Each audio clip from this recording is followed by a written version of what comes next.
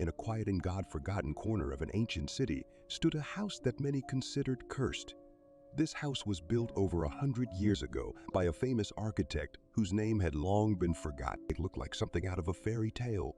Tall spires, intricate stone patterns, and gloomy statues that seemed alive in the twilight. The new residents of the house, the Morgans, moved here in search of solitude and peace.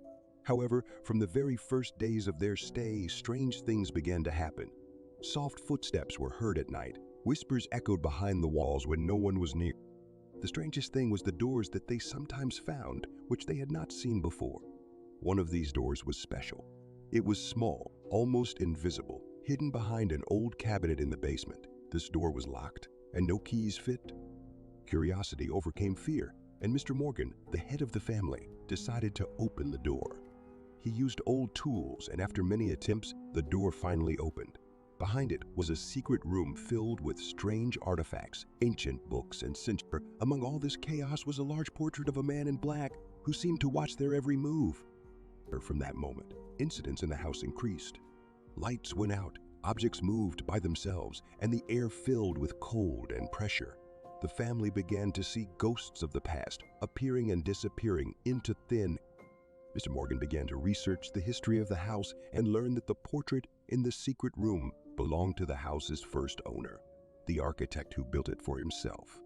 It was rumored that he had made a pact with dark forces to make his creations eternal, and in return, he promised to remain in this house after death, protecting it from outsiders.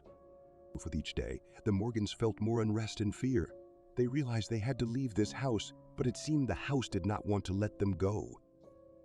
On the last night before their departure, something terrifying happened. The house came to life.